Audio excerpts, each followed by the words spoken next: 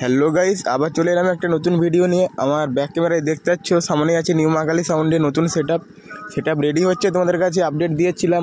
এখন সেই সেট আপটি চলছে হলদিয়া সোটাটা থেকে একটু ভেতরে মোহাম্মদপুরে। এখানে ভীম পুজো উপলক্ষে চলছে, দেখতে পাচ্ছ 4টে 2-এর ব্যাস ও 4টে 4-এর মিড।